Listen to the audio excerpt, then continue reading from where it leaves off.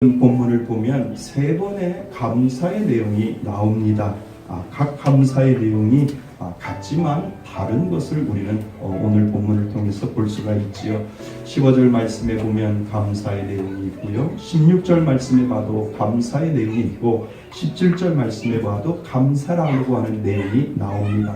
15절 말씀에 보면 감사하는 자가 되라 라는 말이 있고요. 16절 말씀에 보면 감사하는 마음으로 하나님을 찬양하고 이렇게 되어 있고, 또 17절 말씀에 보면 그를 힘입어 하나님께 감사하라, 이렇게 오늘 15, 16, 17절 말씀에 이 감사라는 내용이 들어 있습니다. 그런데 이 감사라는 내용이 들어있지만 같지만 다른 감사가 그 안에 있다는 겁니다. 하지만 이것이 점징적으로 이 감사의 내용이 되어 있다는 겁니다. 그러니까 그 감사의 내용이 15절로부터 시작을 한다는 것이죠.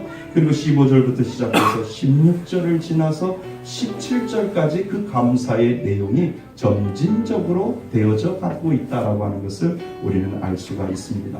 먼저 예수님이 주시는 평강은 외적인 환경을 통해서 오는 평강이 아니라 그 속에서 솟아나는 평강이다라고 하는 것을 사도 바울이 먼저 이야기해주고 있는 겁니다. 때문에 환경에 관계없이 범사에 감사하는 자가 될 수 있음을 사도 바울이 먼저 이야기해주고 있는 겁니다. 그러니까 세상 사람들은 환경이 좋아지면 감사를 하고요. 세상 사람들은 상황이 좋아지면 감사를 합니다. 그런데 오늘 골로새서에서 보면 사도 바울은 그거는 믿는 사람들의 감사가 아니라 믿는 사람들의 감사는 상황에 관계없이 환경에 관계없이 하나님이 주시는 그 평강의 은혜로 말미암아 그곳에서부터 감사가 시작된다라고 하는 것을 사도 바울이 15절 말씀에 먼저 이야기해 주고 있는 겁니다. 그러니까 15절 말씀에 말하는 감사가 진정 믿는 사람들에게 주시는 근본적인 감사가 거기서부터 시작된다라고 하는 거지요. 그러니까 바꾸어 말하면 진정한 감사의 근본은 신앙에서 출발하는 것이지 환경에서 시작되는 것이 아님을 성경은 어느 곳에도 다 이야기해주고 있다는 겁니다. 그러니까 사도 바울이 그것을 이야기하는 거예요. 세상 사람들은 외적인 환경이 변하면 감사합니다.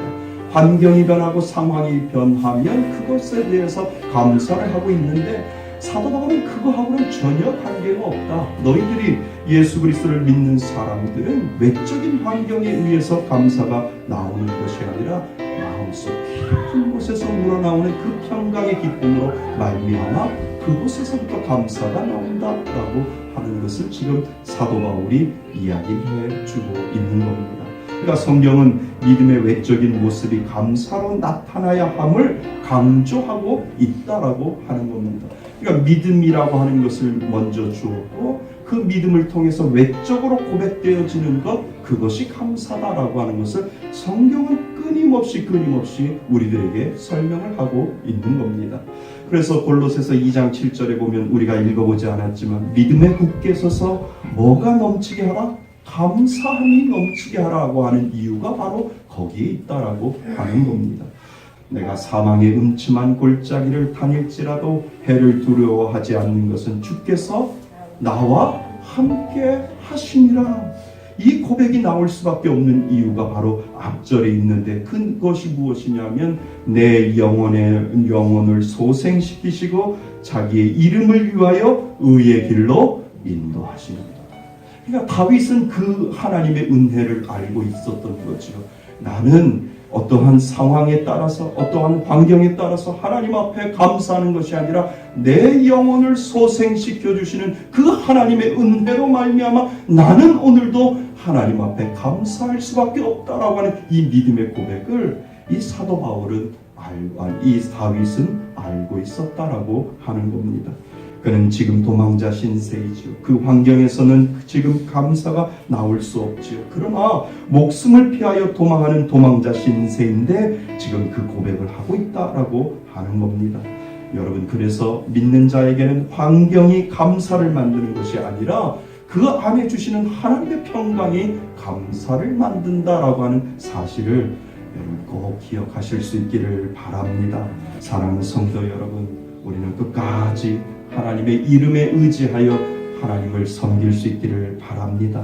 그래서 오늘 17절 말씀에 보면 아주 중요한 감사의 원리를 하나 보여주고 있는데, 주 예수 이름으로 하고 그를 힘입어 그의 힘에 의지하여 우리가 감사할 수 있다라고 하는 것을 가르쳐주고 있는 겁니다.